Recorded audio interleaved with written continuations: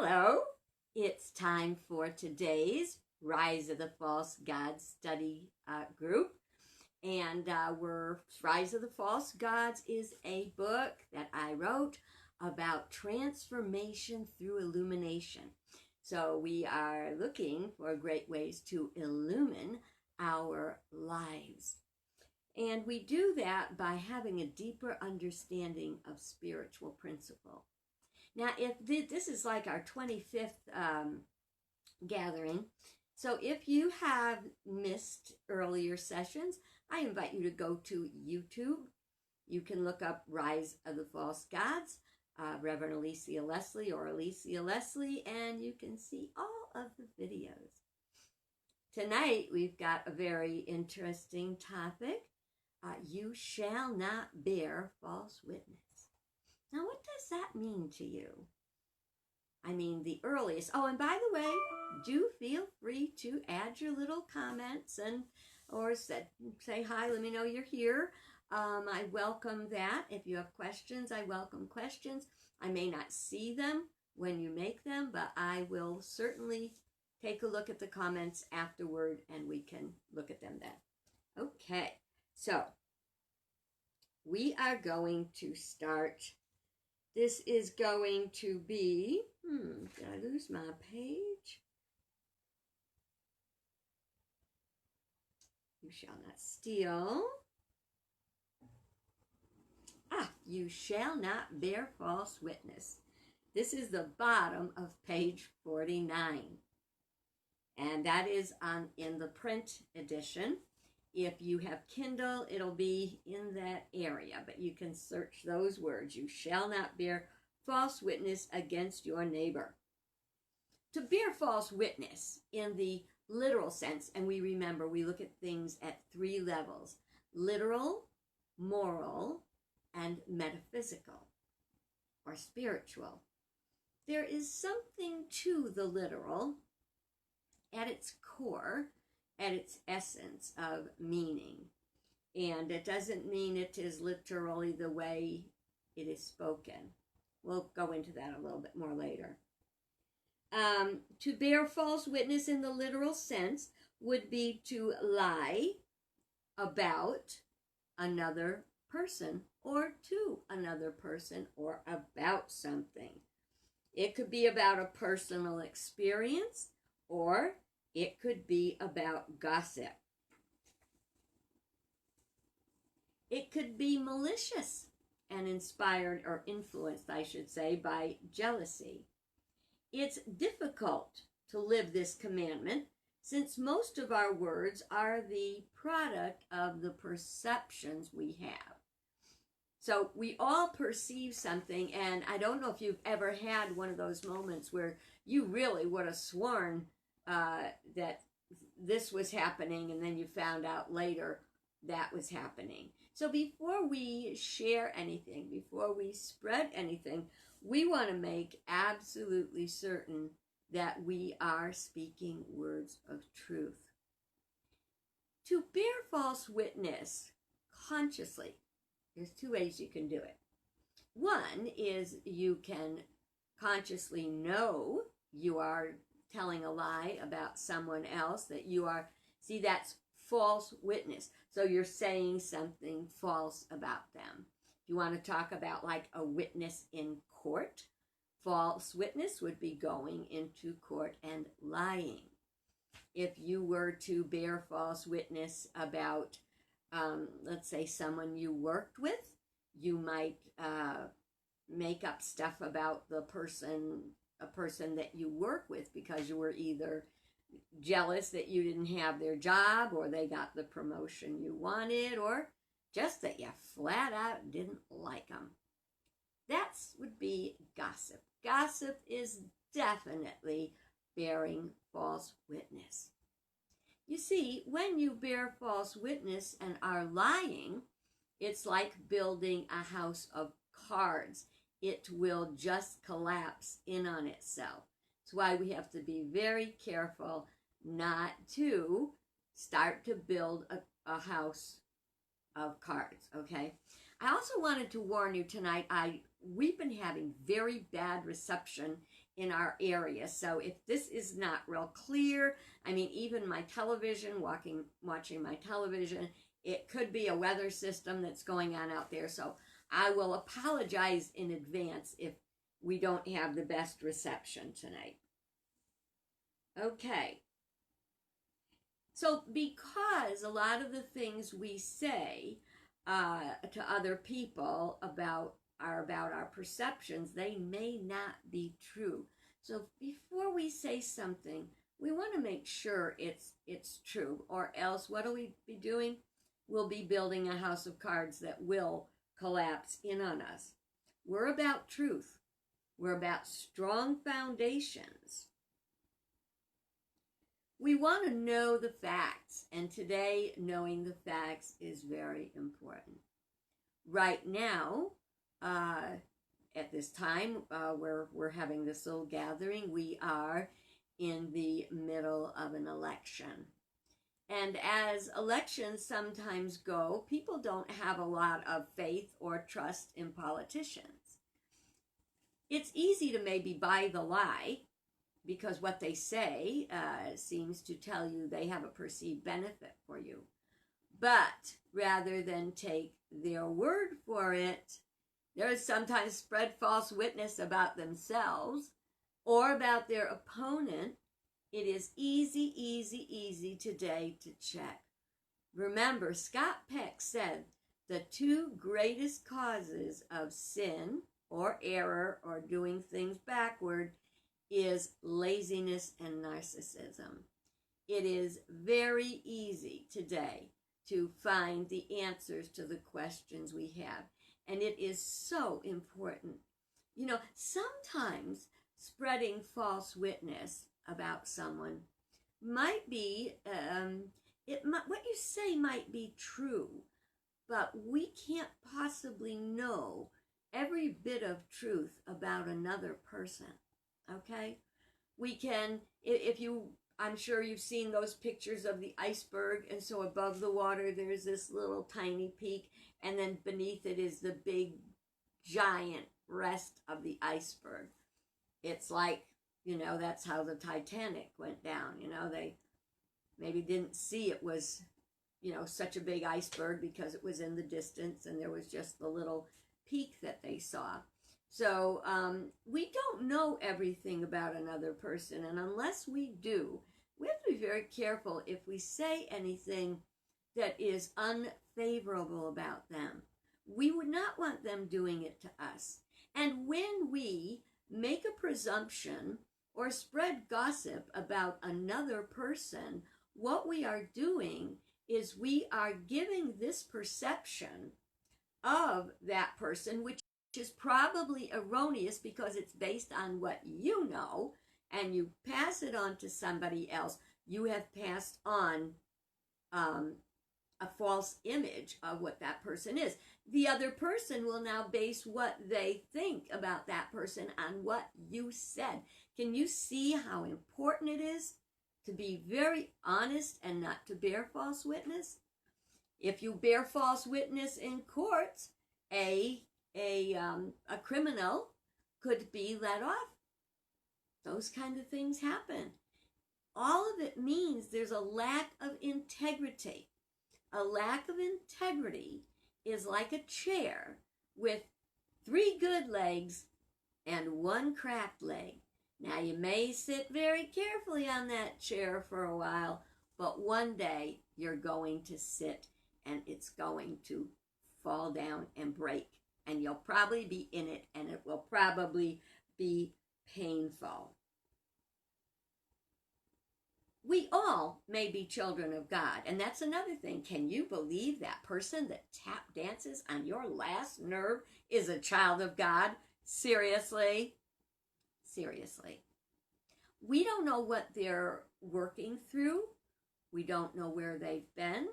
We don't know what kind of childhood they've had or what kind of challenges or even what's going on that day, There used to be a woman that I worked with, and she always, always had a frown on her face. I mean, really, it made me think about, did your mother ever tell you when you were a kid, you know, you'd go around and your mother would say to you, you better cut that out or your face is going to freeze like that. Well, and one of my favorite public speakers, one of the people that really impressed my life, was a man called Cabot Robert. And he said, that guy had a face that looked like he'd been weaned on a pickle. Well, okay, so maybe they did.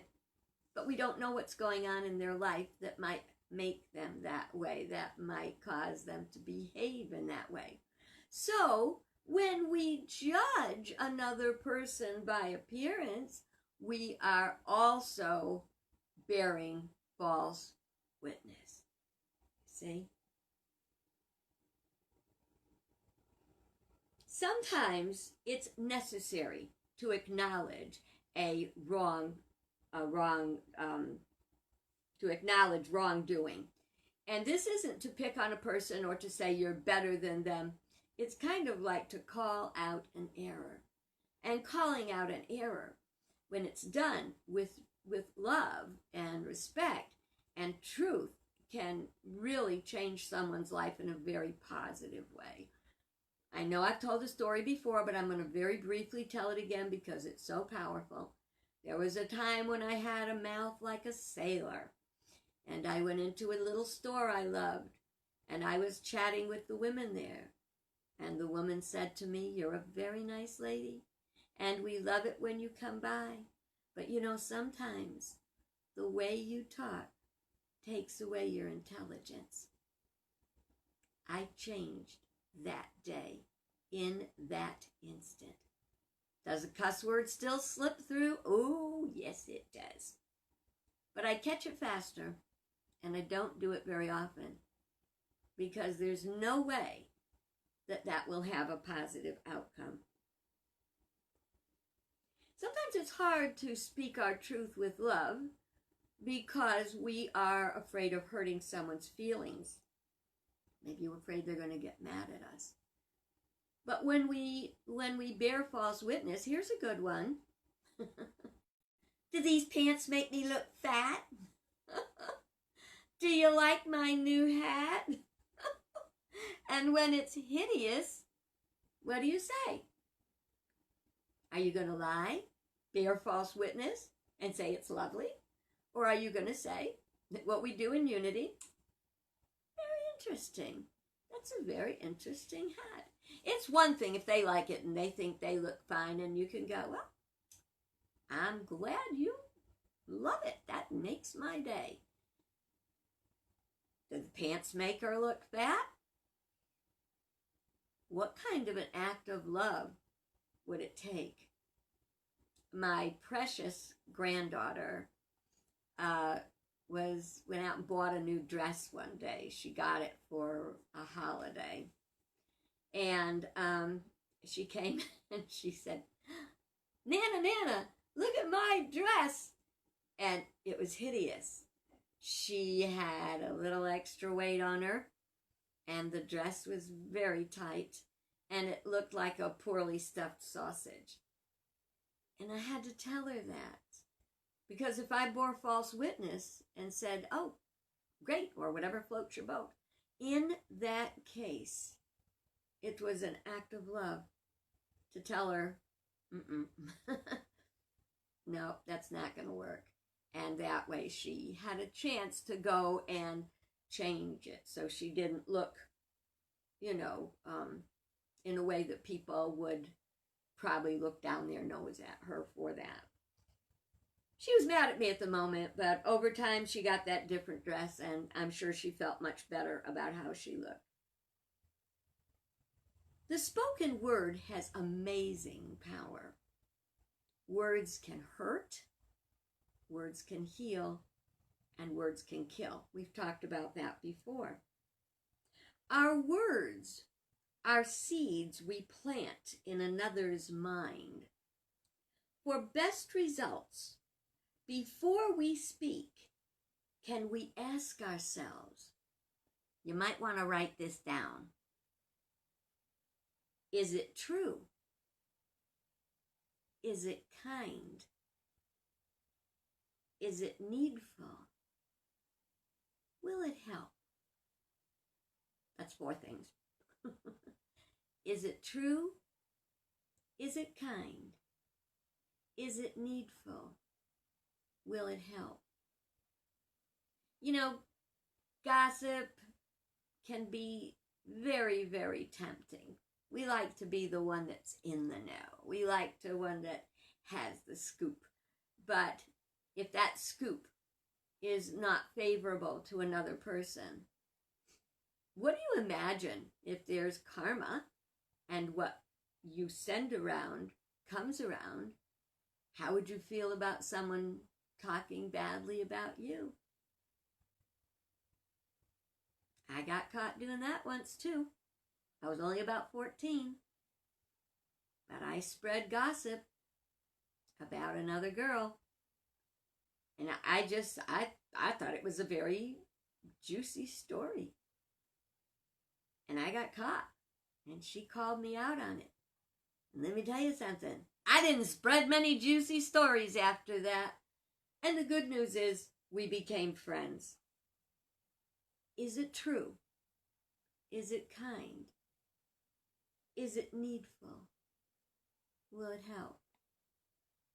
I once heard someone talking about a gentleman that was just walking across somewhere that I had been and walked past us and down the way, and one of the other people I was with said some very unflattering things about the person's past. It was true. It was his past. It wasn't kind. It wasn't needful. And it wouldn't help, because those words were now how the other people present would see that person. I don't think you'd want that to happen to you. For best results, we want to ask ourselves those questions and observe our conversations. As we do, we consider this. This is a goodie. It's another you need a pencil for this. Think about the conversation. Did you have a conversation with someone today? Bring it to mind. I'll give you a few seconds to come up with one. Think of was it at lunch, the breakfast table, at work? Okay. This says, as you think about your conversations, ask yourself, what was it about? Was it personal? Was it principle? Great minds talk about ideas. Average minds talk about events. And small minds talk about people. Let me repeat that.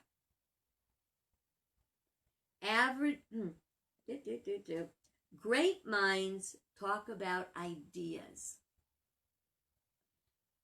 Average minds talk about events. And small minds talk about people. So what was the conversation that came to your mind? Was it a pleasant one? Was it about, what do you spend the most of your day talking about? It's a good thing to try to measure ourselves against these conversations, because we want to always grow spiritually. We want to transform. We can live a little life talking about people, or we can grow our life experience, and be a part of great solutions in the world if we talk more about ideas. Now, that's another thing about ideas, okay? Maybe your children or your mate or your friend or your coworker comes to you with an idea, and they think it's the greatest idea, and you think it's the stupidest idea. Do you tell them right off you think it's a stupid idea? Are you sure it's a stupid idea? Are you sure it won't work? Maybe you should say, why don't you try that? I worked with someone once who, I always came up, I'm an idea generator, you know? I'm not saying all my ideas are good, but I'm telling you, I'm an idea generator. I thought, they ought to do this, they could do that, and why don't we make that? And I'm always looking for solutions, always looking for a new way to do things, looking for inventions. I'm always thinking of all this stuff. Well, every time I would go to my boss and I would say, hey, I had this great idea, I would bet to say 99 out of 100 times I get, well, I don't know. We'll have to think about it. Never once was I told, well, okay, that 1 in 100. Go ahead, give it a shot. I think that's, and you have to say just give it a shot. That's a great idea. You know, sometimes we're intimidated by someone else's great idea. So we bear false witness and tell them we don't think it's going to work. I've actually submitted ideas to a place that I worked, and I thought it was just a brilliant idea. They didn't do anything. And quite a while later, after I'd left the company, I found out they actually used my idea. There's another one there, you know, like ideas are like buses. Another one comes around every 20 minutes, so don't worry about it. Another thing, it's important not to bear false witness about ourselves. The minute we declare ourselves to be stupid or mean or such, we're bearing false witness. We are telling lies about ourselves. We are children of God. We are not stupid. We may not be there yet at the level of perfection we want, but we're not stupid. We're not ugly. We are all beautiful, beloved children of God. So don't be bearing false witness on yourself. Don't use that word too much that says, oh, I can't. Yes, you can. There are so many things. You might not want to, but you can. You can do about anything you want. We don't also want to put those thoughts about us into anyone else's mind. Again, bearing false witness. We don't want to affirm them, which makes firm. The word affirm means makes firm. We don't want to make firm that idea in our own mind, because every time we say something, it gets firmer and firmer. And so we want to make sure that it makes it more real to us. That's that sales technique, the rule of 7. If you're trying to sell something, you tell someone 7 times that they need it, how much they need it, how perfect it is, and very often they will buy it. I'm trying to read I'm trying to read a comment. My conversations are about my hopes, fears, events, and how they are impacting my life today, along with what I could/should do about them. Others are about encouraging others. Well, those are great and perfect thoughts. I congratulate you on that. That's what I always try for mine to be. But I gotta tell you, from time to time, I slip into negativity as I grow. I just don't live there anymore. I may visit it. It's not even a nice place to visit. Negativity is not a good thing. So good for you, Diane. Okay, we're all children of God, and we're making, and then there's the other side. The other side of a false God, lying to ourselves about who we are. Sometimes we think we're better than God, smarter than God, or more powerful than God, or we can do God better than God can do God. Kind of a control freak.